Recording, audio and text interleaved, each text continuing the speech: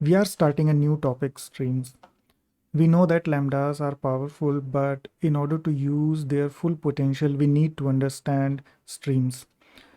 In Java 8, Oracle added many features, but two of the groundbreaking features were lambdas and streams. So, what exactly is a stream? If we start with stream, then we can say that a stream is a sequence of elements which may or may not be ordered. It's a sequence of elements optionally ordered, but it's not a collection. It's not an array, it's not an array list, it's not a map or a key set or a value set. Because one of the major differences between a stream and a collection is that it doesn't store the data.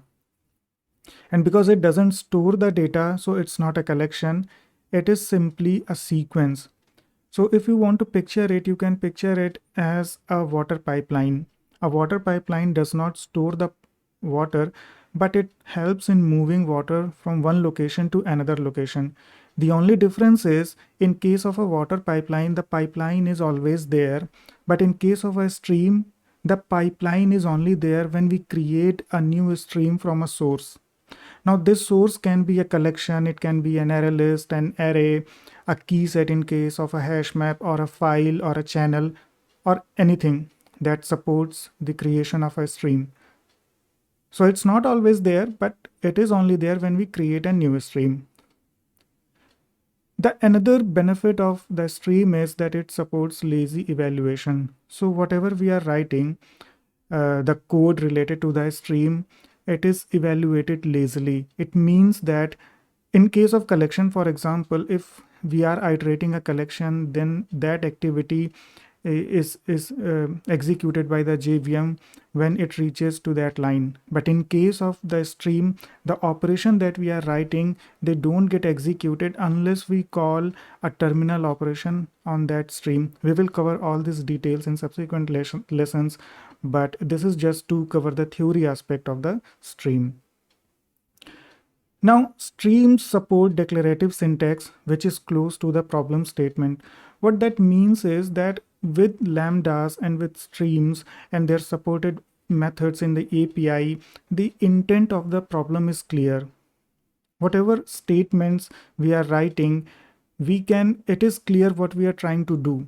So the syntax is declarative and it is close to the problem statement. Another benefit of streams is that the step of processing, the responsibility of processing is delegated to the framework, in this case, the Java runtime. So instead of telling how to do, we only tell what to do in the code. And everything else is taken care by the framework, the JDK, the API. The implementation is written and supported by the API. It will be executed by the runtime. We don't have to explicitly code what needs to be done and how needs to be done. We simply need to tell what needs to be done. And additionally, the powerful feature of streams is that it may execute in parallel without any major changes in the code. So traditionally, when we want to write a concurrent program or a multi-threaded program, there are certain rules that we need to follow, certain patterns, coding patterns that we need to follow in order to write the multi-threaded program. And some utilities, some concurrent APIs that we often use to write the multi-threaded program or parallel programming. But in case of streams, it is easier to create a parallel stream, do some task in parallel, and for example merge them to have a final output. So this thing is a little bit easier with the help of streams. Of course, we need to follow some guidelines if we want to have the correct output in case of a multi-threaded environment, but still it's a bit easier with streams. Now, same as functions and consumers, because we are dealing with objects, so in JDK, there is support for primitive streams, for example, int stream, long stream, and double stream. So for example, if we are dealing with a sequence of integers, then instead of creating a generic stream and, and creating the objects, the wrappers of integer, we can simply create an int stream to avoid the overhead of boxing and unboxing. All right. So there are many points to cover, to uncover, and but we will try to cover most of the important things about the streams, and we will do that in subsequent chapters. All right. So we said that streams support declarative syntax. What does that mean? So we can compare the stream operations with the SQL query. If we have a students table and if we have to get the information of all the students with age greater than or equal to 18, then we can write a simple query, a similar query that we can see on the screen right now. But if we notice what exactly we are doing here, we are telling what we need to do. We are telling that we need to get 3 columns. So we say select roll number, name and age from students, which is the source or which is the target data set. And then the condition, what we need to do is we need to filter these students, and we only need to collect the students with age greater than or equal to 18. So we are telling what to do, but we are not telling the database how to do it. It's up to the database engine and the algorithm or the best plan that database engine can come up with depending on the table and the query.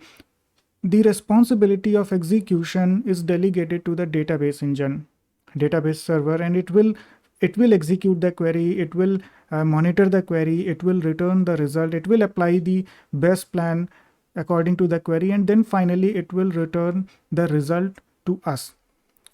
Now in the same way, when we are using stream, we don't need to write how to do that operation, we simply tell what needs to be done.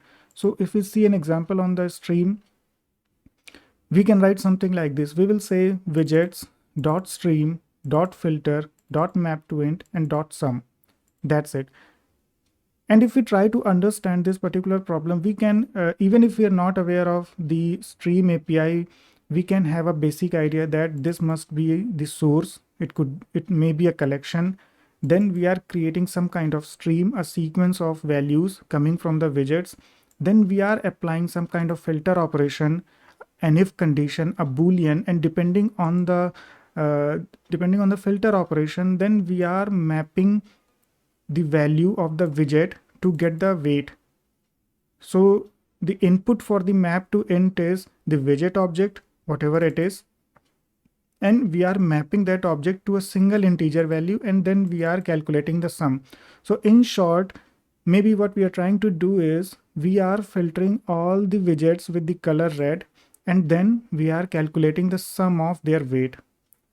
And if we compare this code to the traditional Java code, just think about it. How will you implement this particular logic with traditional Java code? But as we can see, this is close to the problem statement, and that is what we mean by the declarative syntax. We simply tell what to do. We use the methods from the stream API, and everything else will be taken care by the implementation that is there in the JDK. All right. So we said that streams are lazy. What we mean by that is that if we have a collection and this collection has some values, and if we call a method that will create a new stream, then it doesn't actually invoke anything. Streams are not evaluated immediately. So here we see that we have a collection with some elements. Then these two parallel lines, this pipeline represents a stream, but there is nothing at this moment. By end, we mean the target state that we want to calculate. But the streams are evaluated only when we call a terminal operation. So as soon as we call a terminal operation, the stream processing will start. So it will start taking in the elements from that collection one by one, and they will start flowing through the pipeline, the stream pipeline that we have set up. The intermediate operations, they will be applied, and finally the terminal operation will do or will conclude the processing, and it will return the final result. It could be a single value, it could be a collection. So on the right hand side we see the end state. So the processing will start only when we call the terminal operation. That's why streams are lazy. All right. Just to recap the things, on the left hand side we have the source. It could be an array, a collection, files or channels. Then we call a stream generating method on the source which actually creates a stream. Then the rectangle boxes that you see on the screen, they represent intermediate operations, and each intermediate operation returns a stream. So for example, this box 1, when it will be applied to the stream generated by the source, we see the output as stream 1. Now for the second rectangular box, the second intermediate operation, stream 1 is the input and the output is stream 2. Now stream 1 and stream 2, they both are different. For the third rectangular box, it may be a terminal operation. The input is stream 2, and finally we see the result on the left hand side which says that collected. Now the result on the left hand side could be a collection or could be a single value, but all these rectangular boxes that we see, this phase is called the stream processing. So we get the stream from the source, then we apply one or more intermediate operation, and finally a terminal operation that concludes the processing and returns a result back to the user. All right.